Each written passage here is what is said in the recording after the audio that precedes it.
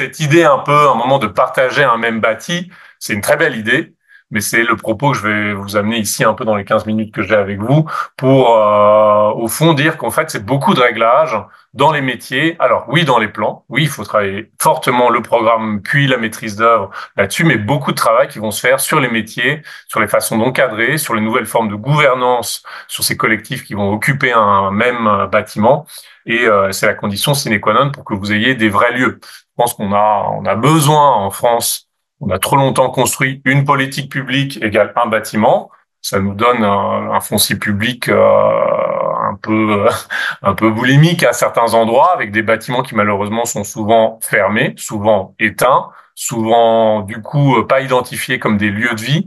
Et c'est vrai que du coup cette énergie à faire cohabiter dans un même lieu, elle nous paraît intéressante parce qu'elle du coup elle nous fait basculer de une politique un public un bâtiment à des logiques de lieux qui sont importantes. Et je le redis, autant dans les métropoles qu'à mon sens dans des collectivités rurales. Du coup, le bâtiment, alors ici, je vous montre pas les détails de la programmation, mais en tout cas, l'expérimentation avec une dizaine d'associations, avec l'école qui est 30 mètres plus loin à droite de la photo, une tentative de rue aux écoles à certains horaires particuliers où les deux équipements, la sortie d'école, les parents d'élèves et le bâtiment ont été hyper fructueux, ont hyper orienté notamment la façon dont la maison devait être gérée, la façon dont on fabriquait un cadre de gouvernance qui faisait que les associations et les occupants occasionnels s'engageaient dans des droits et des devoirs de l'utilisation de la maison, ont permis de programmer assez finement et notamment d'orienter un peu la programmation, notamment le rez-de-chaussée. Hein, vous allez voir, je vais souvent parler de rez-de-chaussée, qui sont hyper importants dans leur capacité d'activation de l'espace public, hyper importants dans une capacité à faire chalandise, à faire vitrine, et du coup une mission en tout cas un test qui a été très fructueux dans sa capacité à orienter la programmation de l'équipement public. Je bascule sur un sujet collège parce que c'est très différent, mais en vrai c'est aussi relativement proche de sujets que vous abordez ici hein, autour des écoles, proche notamment parce que ils ont les mêmes injonctions. La région Bretagne, beaucoup de régions en ce moment et de départements essaient de pousser cette question de la cour Oasis. En région Bretagne, il y a plusieurs départements qui se lancent là-dedans. Le Val d'Oise et l'Alsace le font aussi. Et du coup, nous, on répond à pas mal de missions en assistance à maîtrise d'usage. Je veux dire un dernier mot à la fin sur ce nouveau métier, entre guillemets, même si ce n'est pas un, mais qui peut opérer autant à des stades de programmation, au moment où on a l'idée d'une rénovation ou l'idée d'un équipement neuf, que dans les groupements de maîtrise d'œuvre, et qui est un endroit dans lequel, justement, on peut un peu... à côté de l'intelligence architecturale, commencer à amener l'intelligence d'usage. Quels sont les usages qui peuvent cohabiter au même moment dans un collège? Comment est-ce qu'on peut penser les 24 heures et les 7 jours d'une semaine d'un équipement? Penser aux vacances, elles sont de plus en plus longues. Hein, il y a des bâtiments qui sont littéralement fermés. Et là, du coup, je vais aujourd'hui zoomer sur un sujet que nous on adore, qui est le réfectoire. Le réfectoire, pour une partie, et c'est vrai aussi pour les écoles, c'est la très belle pièce d'un équipement public. Elle coûte littéralement sur un collège, ça coûte 1,5 million en construction. En moyenne, ça peut être 1 million, ça peut être 2,5 millions. C'est un très grand espace, mais si je compte les minutes d'usage par semaine, et c'est encore pire quand je vais regarder à l'année, j'ai un taux d'usage, c'est entre guillemets de l'argent public qui est relativement mal dépensé. Ça démarre à 12h15, ici sur ce collège à Persan dans le Val d'Oise, ça termine à 14 heures tapantes, et après, le réfectoire est fermé. Et c'est dommage, parce que c'est littéralement la belle pièce sur laquelle les architectes vont travailler la question des belles portées structurelles, de très belles menuiseries qui fabriquent une relation à la lumière, peut-être à la cour, peut-être à l'espace public. Mais entre guillemets, c'est une énergie qui est dépensée à un endroit dont l'usage public est relativement rare. Et constat ne suffit pas à résoudre le problème. Il ne suffit pas à dire, bah, il suffit de l'ouvrir. Vous voyez en cascade, parce que je pense que vous êtes tous relativement au courant qu'en fait, une cantine derrière, c'est tout un tas de règles d'hygiène assez évidentes. C'est des métiers d'entretien et de cuisine qui vont devoir les gérer. C'est un espace complexe, hein, puisqu'en gros, sais pas si vous avez des adolescents, mais en tout cas, moi, j'en ai. Et je ne sais pas tenir 200 élèves qui commencent à être un peu fatigués en milieu de journée avec 2 ou 3 adultes max. C'est le nombre d'AED, hein, les pions, entre guillemets, qui vont surveiller ces enfants. Et du coup, c'est un espace qui pose beaucoup de questions et de problèmes. Et on a travaillé avec le Val d'Oise sur des expérimentations qui ont permis de modifier un peu le programme cadre et la façon dont différentes pièces, là je vais vous parler du réfectoire et de la cantine, mais on l'a fait sur les salles de cours, on l'a fait sur la cour de récréation, j'en parlerai pas aujourd'hui parce que je pense que vous avez beaucoup d'autres et bons exemples. Mais ici, vous voyez par exemple, au début, normalement, on travaille sur des jauges, sur combien d'élèves sont inscrits à la cantine, et on commence à travailler la question du passage, la question de est-ce qu'ils peuvent passer les uns après les autres en groupe et en groupe qui choisissent eux-mêmes. Au début, quand on embarque l'équipe pédagogique, la directrice d'établissement là-dessus, on dit mais ouais, vous savez, c'est des adolescents, les adolescents ils n'ont pas de montre et s'ils en ont une, ils prennent soin de ne pas la regarder. Du coup, jamais vous aurez des élèves qui seront présents au quart d'heure. On dit on va tester, on va leur promettre notamment une capacité à venir avec leurs amis et que la condition, c'est que s'ils ne sont pas là à l'heure, ils seront redispatchés dans d'autres créneaux horaires sur des tables d'inconnus. Eh bien, les étudiants, vous n'allez pas me croire, quand vous fabriquez les bonnes règles avec les bons AED et le bon système de signalétique un peu simplifié, vous avez des élèves qui peuvent s'organiser pour venir les uns après les autres. Et là, vous voyez un sujet mètre carré, ça veut dire qu'en gros, on n'est pas sur une jauge où on prend tous les élèves en même temps, mais vont plutôt venir les uns après les autres là-dessus. Pareil sur le nettoyage. En fait, puisqu'on l'a évoqué, normalement, le problème d'un réfectoire et la capacité à l'utiliser l'après-midi ou le soir, par exemple, sur des associations, c'est le fait que souvent, on pense le passage du nettoyage juste après, ce qui veut dire que, en vrai, ben, une fois que la salle est nettoyée, elle doit rester propre jusqu'au lendemain, et du coup, on interdit les usages dans le reste de la journée. Et là, on a commencé à tester, est-ce que les élèves peuvent faire un pré-nettoyage succinct, à savoir enlever des grosses miettes, enlever de la nourriture qui resterait. Vous avez peut-être des ados et vous voyez ces sujets où la table n'est pas toujours très propre. Et en vrai, quand vous posez des règles de base, que vous posez derrière des conditions où collectivement vous embarquez les élèves, ça marche assez bien. Et ça permet justement d'avoir effectivement un pré-nettoyage juste après la cantine et un nettoyage définitif le lendemain matin, ce qui permet le fait que les associations puissent, ou d'autres usages de l'équipe d'établissement, puissent utiliser le réfectoire et la cantine l'après-midi et le soir. Et du coup, tout ça, c'est un travail qui se fait évidemment en stade programme. Je l'ai montré, qui peut se régler après en maîtrise d'œuvre, en travaillant avec l'architecte sur cette question de la façon dont on pense les files d'attente, la façon dont on pense les jauges, la façon dont des élèves, on va ou pas leur imposer d'être sur des grandes tables un peu type carcérale, où on peut composer des îlots. Et tout ça amène à effectivement une capacité du projet architectural à se régler. Mais je le redis, vous voyez en haut à droite, c'est hyper important d'acter trop souvent, on regrette qu'effectivement, on va régler le programme et le projet architectural de façon déconnectée du projet d'établissement et de la façon dont des métiers vont ensemble et collectivement gérer l'établissement, avoir apporté un programme pédagogique, si possible en résonance avec le bâtiment. Et pour nous, c'est tout aussi important de régler une très belle salle de classe innovante sur sa capacité à faire projet que de régler la fiche de poste de l'agent de maintenance. Et ça, je pense que c'est vraiment la nouvelle génération de projets architecturaux et d'équipements publics, c'est qu'elles doivent mieux connecter l'intelligence qu'on va mettre à penser des murs et l'intelligence qu'on va penser à quels métiers vont les gérer après. C'est d'autant plus important qu'on a une restriction de la dépense publique, de la question de qu'est-ce qu'on fait avec chaque ETP, avec chaque temps plein, comment elle est composée. Là, c'est des collèges sur lesquels on a beaucoup réglé les missions du personnel de maintenance, les missions du personnage de surveillance, les AED, je l'ai dit, qui vont un peu reconfigurer au regard du collège dans lequel ils sont, la façon dont ils travaillent. Et ça m'emmène plus généralement sur des outils qu'on a développés. J'en ai parlé très succinctement. C'est l'outil Intensiscore. Vous en retrouverez l'URL. Hein, je ne l'ai pas en tête. Intensiscore.mètre-intense.com, dans lequel on a commencé avec une petite communauté d'acteurs publics, parapublics, SNCF Immo, de l'État, hein, la DIE, Direction immobilière de l'État, et privés, de promoteurs immobiliers sur cette question, comment est-ce que le bâti public et privé peut être intensifié. Et du coup, je vous invite à voir le guide qu'on a conçu avec cette communauté et un certain nombre d'outils qu'on est en train d'amener. Là, je vais voir si est-ce que vous voyez mon nouvel écran, un site web où je descends.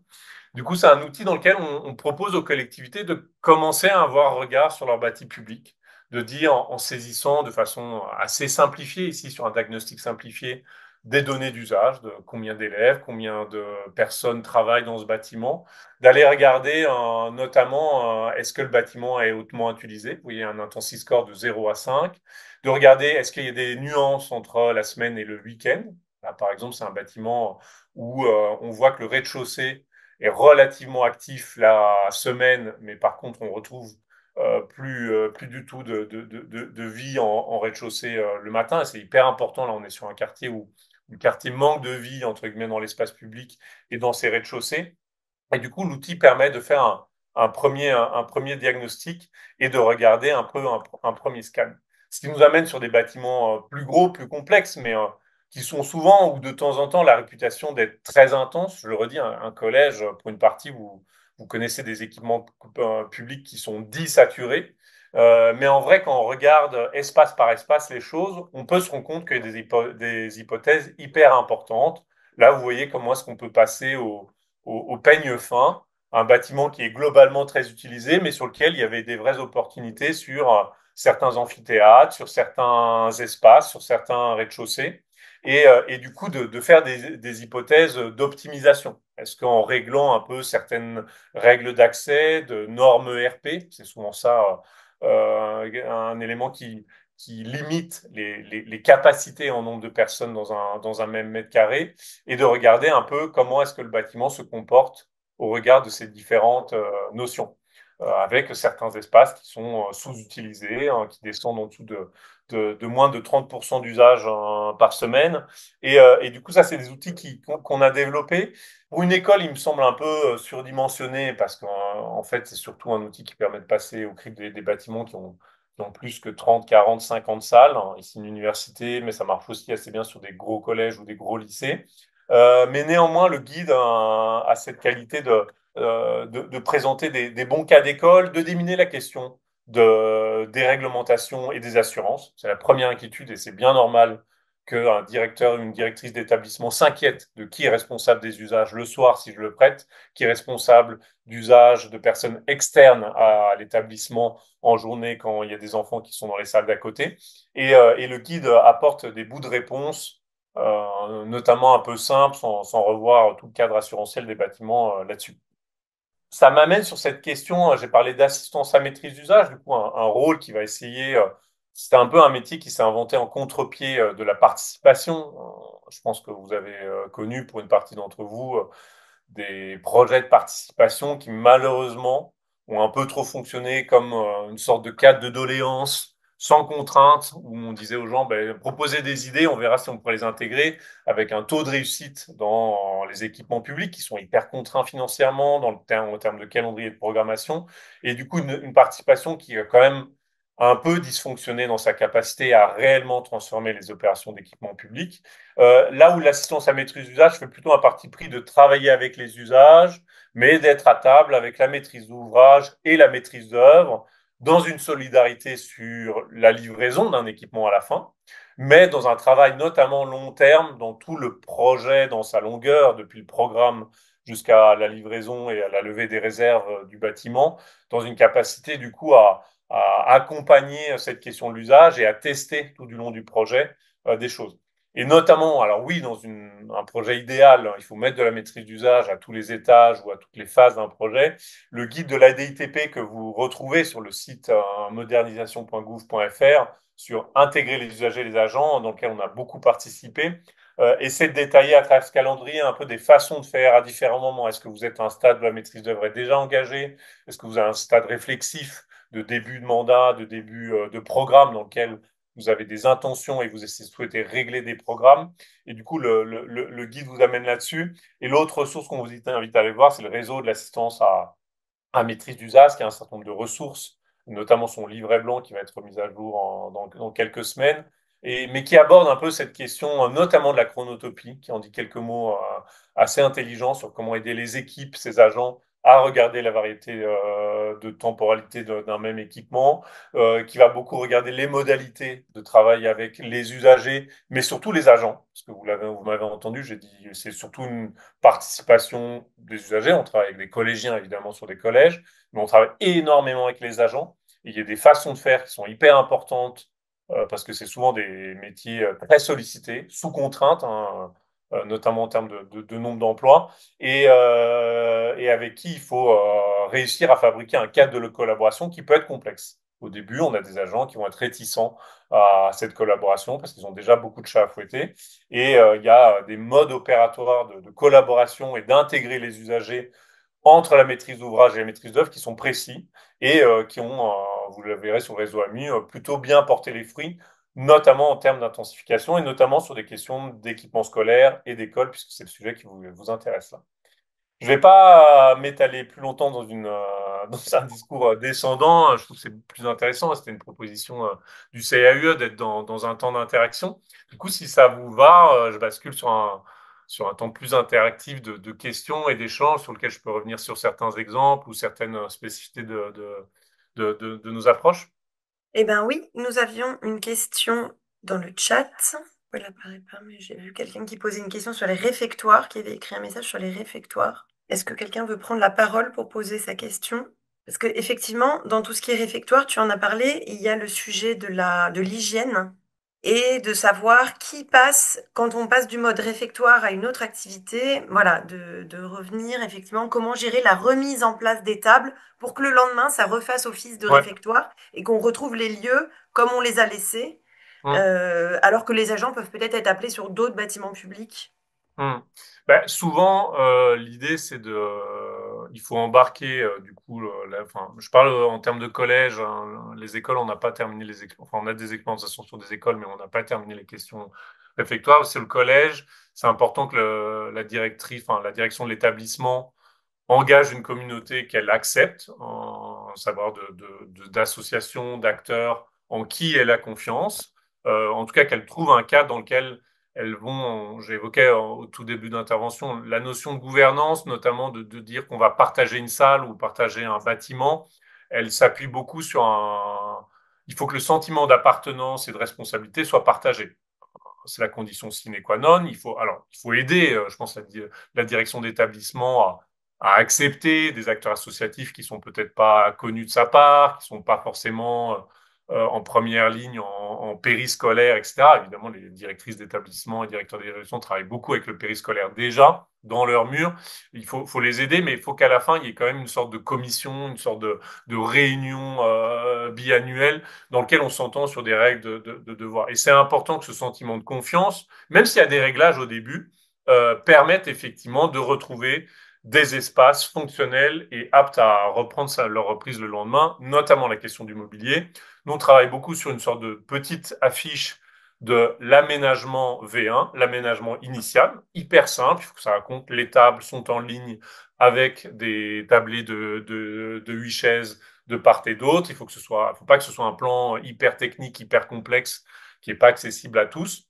Et souvent, ça marche assez bien. Il faut prévenir la direction d'établissement qu'au début, il y aura des petits réglages, qu'il aura en tant que directeur d'établissement une capacité de dire ça ne va pas, si ça ne marche pas, on arrête l'expérimentation, ou si ça ne marche pas, je ne pourrai plus vous accueillir, vous, association, parce que vous n'avez pas remis les équipements en l'état. Mais en tout cas, une fois que vous avez posé une gouvernance et après, sans entrer dans du contractuel hyper dur, hein, une petite charte d'usage du bâtiment, vous arrivez très vite à retrouver des salles qui sont globalement l'état. Il faut accepter qu'il y a des temps de réglage, mais souvent les bénéfices pour les directions d'établissement peuvent être assez forts avec un réseau, avec des parents d'élèves qui étaient déconnectés du contact avec l'éducation à certains moments et qui remettent des pieds dans l'équipement parce qu'il y a des activités qui les concernent. Souvent, quand on fait le bilan de ça, c'est que oui, ça amène son petit lot de tracas qui peuvent être très fortement modérés par les logiques de charte, de gouvernance et de petits modes d'emploi sur comment utiliser et remettre en état une salle. Mais souvent, les bénéfices sont beaucoup plus grands en termes de communauté et de projets éducatifs si on arrive à embarquer des gens qui sont connectés à la question de l'éducation. Je sais pas si ça répond. Oui, effectivement, la responsabilisation de chacun est très importante. C'est comme quand on parlait de confort thermique et de maîtrise des dépenses énergétiques. Les élus en parlent souvent quand ils louent leur salle communale. Bah, c'est de veiller à éteindre la lumière, éteindre la chaufferie quand on part. Donc finalement, c'est une prise de conscience collective qui doit avoir lieu. Et c'est très important, quitte à avoir des référents ou voilà. Mais effectivement, dans le milieu associatif, c'est important. Donc on a une autre question. Dans le lieu partagé de centre-ville, quels sont les bénéficiaires de ce lieu? Qui les partage? Effectivement, quand tu nous parlais du projet de maison en centre rural, quelles étaient les diverses occupations de ce lieu? Alors, il y avait des associations, il y avait des espaces mis à disposition, dont la cuisine, etc. L'idée, c'était que ce soit relativement libre, mais que la petite charte qu'on a posée pour poser le lieu et sa raison d'être hiérarchise aussi un peu des occupations. En priorité des associations locales, en priorité des activations qui, notamment, on demandait beaucoup cette idée que ce soit en priorité des activités en accès libre, gratuites si possible, mais ce qui veut dire qu'on n'était pas fermé à d'autres actions, mais qu'il y avait un niveau de priorité secondaire dans la capacité de réservation de salles. Ça peut passer soit parce que c'est des personnes qui ont accès, enfin, des usages privatifs ou semi-privatifs, hein, un anniversaire par exemple, qui pouvaient réserver que 2 semaines à l'avance les choses, là où les associations pouvaient les réserver 2 ou 3 mois à l'avance. Et du coup, l'idée, c'est un peu de laisser, on a laissé pendant 2 mois ou 3 mois un petit outil de planning ouvert dans lequel on pouvait effectivement inscrire des demandes. On a regardé au bout de 3 mois, on a fait une évaluation. OK, quels sont les événements, les activités qui sont hyper alignés avec les enjeux urbains, hyper alignés avec les volontés culturelles et d'animation de la commune, quels sont secondaires. Et du coup, on a essayé de fabriquer un peu une sorte de petit règlement un peu simple sur la réservation de salles qui mettent en avant et rendent plus facile, enfin, qui rendent plus accessible à des événements et des structures très alignées avec la commune et avec le lieu, mais qui ne fermaient pas les portes pour autant à, je le dis, des anniversaires ou des choses comme ça. Du coup, voilà. Mais c'était globalement très ouvert. Il n'y a pas eu il y a pas eu de restrictions fortes.